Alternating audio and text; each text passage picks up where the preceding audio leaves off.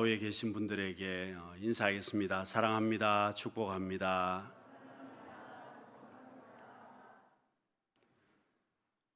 좋은 생각이란 책에 나온 이야기입니다.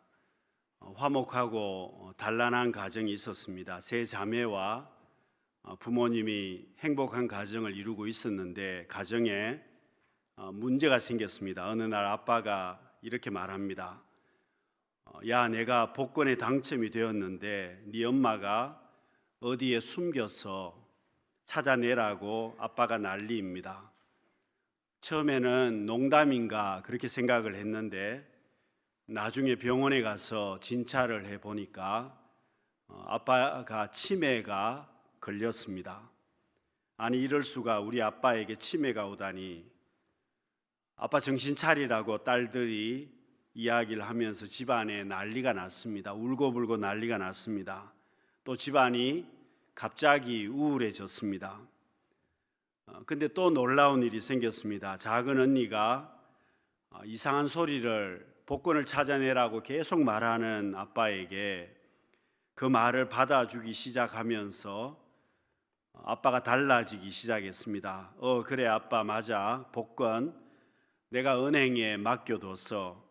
그래서 아빠가 세상에서 부자가 됐어. 호텔 하나 지어야 하는데 이름을 뭐라고 할까? 아빠가 말합니다. 세 자매 호텔이라고 하자.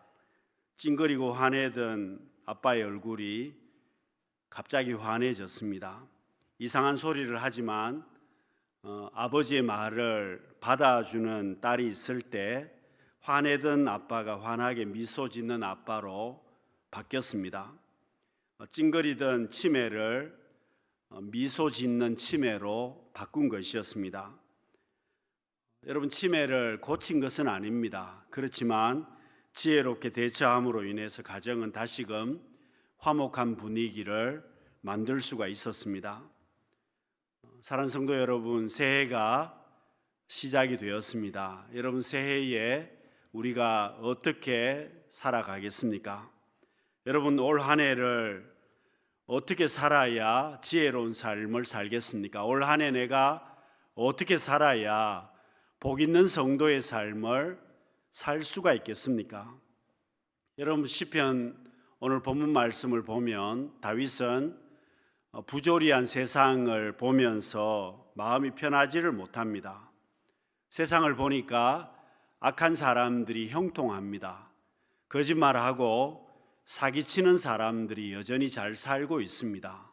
오늘 우리도 그렇습니다. 세상을 보면 부조리한 부분들이 너무 많습니다. 여러분, 착하게 살고 선하게 사는 사람들이 잘 돼야 되는데 그렇지 못할 때도 많고, 믿음으로 사는 사람들이 복을 받아야 되는데 그렇지 못하는 경우도 많이 봅니다. 그렇지만 다윗은 원망하거나 불평하지 않습니다. 왜냐하면 악인의 마지막을 다윗은 알고 있기 때문입니다. 지금 비록 악한 사람들이 잘 된다고 하더라도, 악한 사람들이 지금 강성한다고 하더라도 조금 시간이 지나면 하나님께서 징계하실 것이고 그 종말을 알고 있기 때문에 다윗은 원망하거나 불평하지 않는 것입니다. 사랑하는 성도 여러분, 우리가 새해를 어떻게 살아야 하겠습니까? 여러분, 새해를 복 있는 성도의 삶으로 살아가려면 우리는 지나간 것에 대해서 미련을 두지 말아야만 합니다. 여러분, 지난 것에 대해서 미련 두지 말아야 하고 과거를 자꾸만 붙잡지 말아야 한다는 겁니다. 지금 내가 잡고 있는 것이 있으면 그것이 과거의 일이라면 놓아야 한다는 겁니다. 지금 내가 붙들고 있는 것이 포기해야 될 것이라면 포기해야 된다는 뜻입니다. 여러분, 내가 욕심으로 붙들고 있는 것들을 놓아야 한다는 겁니다. 여러분, 롯의 아내의 이야기를 보면 참 안타까움이 많습니다. 하나님의 놀라운 은혜를 롯의 가정이 입었습니다. 그런데 롯의 아내가 뒤를 돌아보다가 소금 기둥이 되었습니다. 여러분, 우리는 그저 롯의 아내가 불순종함으로 소금 기둥이 되었다, 그 정도로만 생각을 하지만 좀 더 깊이 생각해 보면 이 롯의 아내가 과거를 놓지 못해서 소금 기둥이 됨으로 인해서 롯의 가정이 엉망이 되고 말았습니다. 여러분, 롯의 아내가 소금 기둥이 되고 롯의 삶이 엉망이 되었습니다. 그 딸들의 삶이 엉망이 되고 말았습니다. 그 가문이 엉망이 되었다는 겁니다. 만일 롯의 아내가 과거를 내려놓았다면, 여러분, 소금 기둥이 되지 않았더라면 롯의 가정은 완전히 달라졌을 것입니다. 그렇습니다. 여러분, 부부싸움을 하는 부부들을 보면 미래의 문제를 가지고 다투는 집들은 별로 없습니다. 대부분 과거의 문제를 가지고, 이미 지나버린 일들을 가지고 다툰다는 겁니다. 여러분, 오늘 우리에게는 지금이 중요합니다. 여러분, 오늘 우리에게 오늘이 중요하다는 겁니다. 여러분, 하나님께서 다윗을 좋아하십니다. 다윗을 특별하게 사랑하셨습니다. 여러분, 다윗을 특별하게 하나님이 사랑하신 이유가 뭘까요? 한 가지 확인할 수 있는 것은, 다윗은 하나님께서 아니라고 하신다면 적시로 순종했다는 겁니다. 과거를 과감하게 내려놓을 수 있었던 사람이 다윗이었습니다. 여러분, 바세바를 통해서 다윗이 범죄했습니다. 아들을 얻었습니다. 여러분, 왕이 아들을 얻는다는 것은 큰 일이었습니다. 그런데 그 아들을 하나님이 징계하심으로 인해서 그 아들이 병들게 되었습니다. 죽게 되었습니다. 다윗이 하나님 앞에 금식하면서 그 아들을 살려달라고 간절하게 기도했습니다. 그런데 하나님이 그 아들을 데리고 가셨습니다. 여러분, 다윗이 아들이 죽었다는 사실을 확인하자 다윗의 태도가 돌변합니다. 그동안 애통하며 금식했던 다윗이 몸을 정결하게 씻고 옷을 갈아입고 하나님 앞에 새롭게 시작합니다. 하나님께서 이미 결정하셨기 때문에 다윗이 그 하나님의 결정에 대해서 토를 달지 않습니다. 그 결정에 다윗은 순종합니다. 과거를 다윗은 붙들지 않습니다. 여러분, 그랬더니 하나님께서 솔로몬을 주셔서 다윗에게 또 다른 복을 주신다는 겁니다. 여러분, 그래서 우리의 삶 역시도 올 한 해를 복된 삶으로 올 한 해를 살아가려면 여러분, 지나간 것에 대해서 미련 두지 말아야 합니다. 여러분, 교회도 창고 정리를 하고 있습니다마는 내게 남아있는 것들이 있습니다. 내가 쓸 수 있는 것이라면 사용해야 됩니다. 그리고 내게 여유가 많이 있는 것이라면 남에게 지금 사용할 수 있을 때 남에게 나누어 주는 것이 과거를 붙잡지 않는 것입니다. 여러분, 아무리 내게 쌓아두어도 결국은 다 시간이 흐르면 흐를수록 쓰레기가 될 수밖에 없을 것입니다. 여러분, 사탄은 과거를 가지고 항상 트집을 잡습니다. 사탄에게는 과거밖에 없기 때문에 그렇습니다. 그러나 하나님께서는 우리에게 미래를 주십니다. 올 한 해도 우리에게 새로운 미래를 허락해 주셨습니다. 사랑하는 성도 여러분, 과거를 붙들고 살아가는 것이 아니라 하나님께서 내게 주실 새로운 미래를 붙들고 하나님 앞에 올 한 해를 살아갈 수 있는 우리 성도님들이 다 되시기를 바랍니다. 여러분, 새해를 어떻게 살아야 하겠습니까? 복되게 살아가려면 내 마음을 고쳐야만 합니다. 복된 한 해가 되려면 내 마음을 바꾸어야만 합니다. 여러분, 사람 그대로입니다. 사람 그대로인데 여러분, 해가 바뀌었다고 해서 뭐가 달라지겠습니까? 내 마음을 고치지 않으면, 내 마음이 바뀌어지지 않으면 달라지는 것은 아무것도 없습니다. 여러분, 오늘 우리는 예수 안에서 새롭게 된 사람들입니다. 고린도후서 5장 17절 말씀을 보시면은요, 그런즉 누구든지 그리스도 안에 있으면 새로운 피조물이라. 여러분, 예수 안에서 내가 새로운 삶이 되었다는 겁니다. 예수 그리스도의 십자가와 보혈을 통해서 구원받게 되고 하나님의 자녀가 되고 천국 백성이 되었습니다.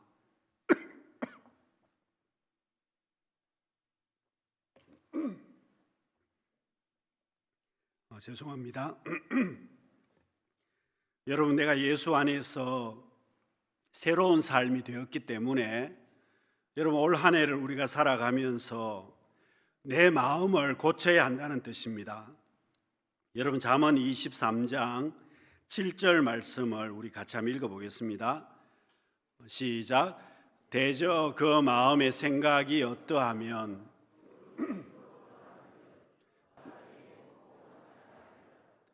그의 마음은 너와 함께 하지 아니함이라. 여러분, 그 마음의 생각이 어떠하면 그 사람도 그렇다는 겁니다. 여러분, 바리새인들과 서기관들이 예수님의 발목을 잡은 적이 참 많았습니다. 여러분, 제자들이 손을 씻지 않고 음식을 먹었습니다. 바리새인들과 서기관들이 예수님 앞에 와서 장로들의 유전을 제자들이 지키지 않는다고 불평을 했습니다.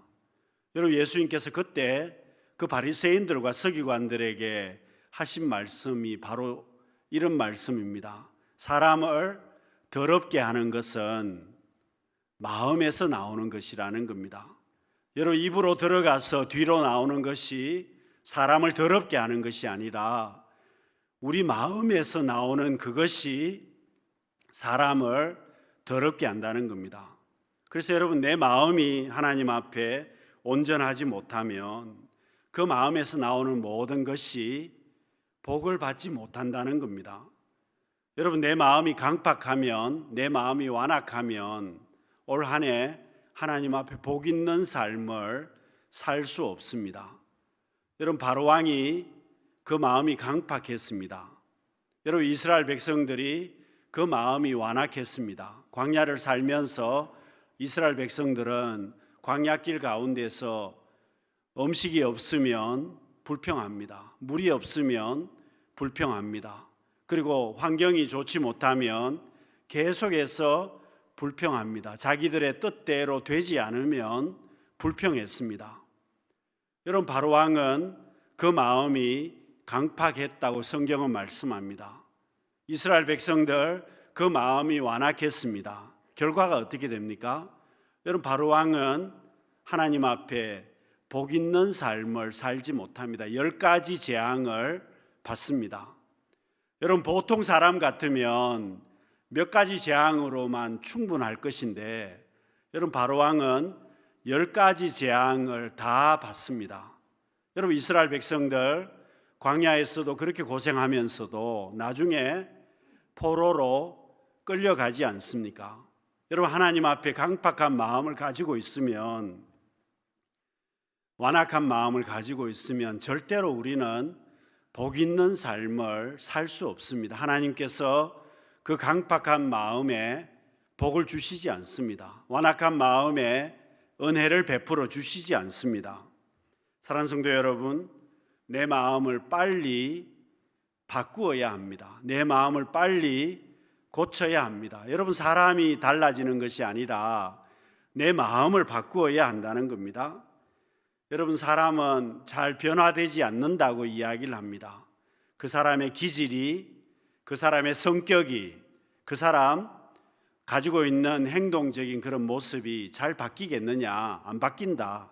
그러나 여러분, 성경을 보시면 그 사람이 바뀐다는 겁니다. 하나님께서 은혜 주시면 그 사람이 변화됩니다. 하나님께서 은혜 주시면 달라진다는 겁니다. 사랑하는 성도 여러분, 올 한 해 내 마음이 변화됨으로 인해서 우리는 복 있는 삶을 살아야만 합니다. 여러분, 새 성도가 어떻게 살아야 되겠습니까? 오늘 시편 37편 3절 말씀을 보시면은요, 여호와를 의뢰하고 선을 행하라 그랬습니다.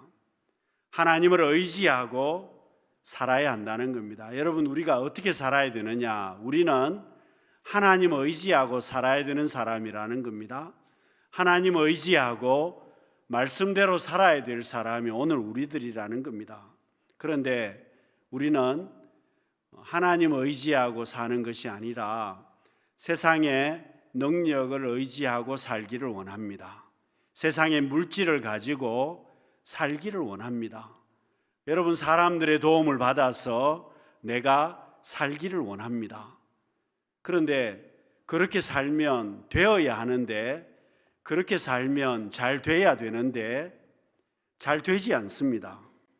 왜냐하면 하나님께서 창조주 하나님이시고 여러분, 하나님께서 전능자 하나님이시기 때문입니다. 그래서 여러분, 우리는 하나님을 의지하고 살아야 형통의 길을 걸어갈 수 있는 사람들입니다. 여러분, 다니엘이 하나님 앞에 기도하는 시간을 지킵니다. 하나님을 의지하고 기도하며 나아갑니다. 기도하게 되면 사자굴에 들어가야 된다는 것을 다니엘은 알고 있습니다. 그런데 다니엘은 다른 방법을 쓰지 아니하고 그가 평소에 하던 대로 하나님 앞에 기도하며 나아갑니다. 여러분, 사자굴에 들어갔습니다. 사자굴에 들어갔지만 사자가 다니엘을 어떻게 할 수가 없었습니다. 왜냐하면 하나님께서 다니엘을 형통케 하셨기 때문입니다. 그래서 여러분, 하나님을 의지해야 되는 것은 우리 인생은 한계가 있습니다. 여러분, 남들이 죽는 것을 보면서도 이걸 깨닫지 못하는 사람들이 많습니다. 여러분, 내 세월이, 내가 남은 시간이 얼마나 남았다고 생각하십니까? 올 한 해를 하나님께서 우리에게 은혜로 주셨습니다마는 여러분, 아무도 알지 못합니다. 그렇기 때문에 우리는 하나님을 의지하고 살아야 하고, 여러분, 우리 인생은 하나님께서 주시는 대로 청지기의 삶을 살아야 한다는 겁니다. 왜냐하면 하나님께서 이 세상을 창조하시고 섭리하시고 보존하시고 여전히 통치하시는 하나님이시기 때문에 그렇습니다. 여러분, 우리는 예수 그리스도를 믿음으로 인해서 하나님의 자녀가 되었습니다. 예수님께서 내 삶의 주인이 되셨습니다. 주님이 나와 함께 동행하십니다. 올 한 해도 주님이 나와 함께 동행하십니다. 그 말은 주님이 주인 되시는 삶을 살아야 한다는 겁니다. 그런데 여러분, 여전히 나는 내가 주인 노릇을 하려고 합니다. 그래서 어떤 일이 내 생각대로 되지 않으면 불평합니다. 봉사해도 내 자존심이 상하면 불평합니다. 일이 힘이 들면 짜증을 냅니다. 왜 그렇습니까? 주님이 주인이 아니라 내가 여전히 주인이라는 것입니다. 여러분, 예수님께서 내 삶의 주인이 아니라 내가 내 삶의 주인이라는 것을 보여주는 겁니다. 여러분, 만일 주님이 주인이시라면 상관없습니다. 내가 화낼 일이 아닙니다. 여러분, 내 뜻대로 되지 않아도, 내 생각대로 되지 않아도 주님이 주인이시라면 상관없지 않습니까? 하나님께서 그 일을 이루어 가실 것입니다. 여러분, 우리는 착각하지 말아야 됩니다. 올 한 해에 내 삶의 주인은 내가 아닙니다. 시간의 주인은 내가 아닙니다. 주님이십니다. 내 삶의 모든 주인은 주님이시기 때문에 우리는 하나님을 의지하고 살아야 한다는 겁니다. 여러분, 새해 성도가 어떻게 살아야 되겠습니까? 영적인 것을 우선하는 삶을 살아야만 합니다. 그래야 복 있는 삶을 살 수 있습니다. 오늘 본문 4절 말씀을 우리 같이 한번 읽어보겠습니다. 또 여호와를 기뻐하라. 그가 내 마음의 소원을 내게 이루어 주시리로다. 여러분, 하나님을 기뻐하면 하나님께서 내 마음의 소원을 이루어 주신다고 말씀합니다. 여러분, 내가 하나님을 기뻐하는 것이 무엇이겠습니까? 내가 하나님을 기뻐하는 최고의 방법은 내가 예배자로 서는 것입니다. 여러분, 하나님께서 누구를 가장 기뻐하시겠습니까? 예배 드리는 사람, 하나님 앞에 예배자로 서는 사람, 그를 하나님께서 가장 기뻐하십니다. 그가 하나님 앞에 가지고 있는 모든 소원들을 하나님께서 이루어 가신다는 겁니다. 하나님께서 누구를 찾으시겠습니까? 하나님은 예배자를 찾으십니다. 왜 하나님께서 예배자를 찾으시겠습니까? 그 예배자에게 하나님께서 복 주시기 위해서 하나님은 지금 또 예배자를 찾으십니다. 여러분, 예배를 통해서 하나님께서 우리에게 말씀하십니다. 예배를 통해서 우리의 소원과 기도를 들으시고 응답하십니다. 여러분, 예배를 통해서 하나님은 우리를 고쳐주시고 예배를 통해서 하나님께서 우리 가운데 역사하십니다. 올 한 해도 예배 드리는 자를 통해서 하나님께서 기뻐하시고 그 예배 드리는 자를 통해서 하나님의 역사를 펼쳐 가신다는 겁니다. 그래서 여러분, 예배는 재미를 위해서 드리는 것이 아닙니다. 여러분, 예배가 재미를 위해서 드리는 것이 아니라 내가 하나님 앞에 온전한 예배자로 우리는 서야 되는 것입니다. 여러분, 하나님께서 이스라엘 백성들을 출애굽시킨 이유가 무엇입니까? 하나님이 이스라엘 백성들을 출애굽시킨 것은 그들을 예배자로 세우기 위해서 출애굽을 시켰습니다. 여러분, 자유인을 만들기 위해서 그들에게 복을 주시기 위해서 출애굽을 시킨 것이 아니라 그들이 먼저 하나님 앞에 제사하는 하나님의 백성들로 세우시려고 그들을 출애굽시켰다는 겁니다. 여러분, 출애굽기 3장 12절 말씀을 보시면은요, 이 산에서 하나님을 섬기리니 이것이 내가 너를 보낸 증거니라. 왜 하나님께서 모세를 보내시고 왜 하나님께서 이스라엘을 출애굽시켰느냐? 하나님을 예배하기 위해서, 하나님을 예배하는 백성으로 세우기 위해서 출애굽을 시켰다는 겁니다. 그래서 여러분, 하나님은 예배 드리는 자를 가장 기뻐하십니다. 예배 드리는 자의 소원을 이루십니다.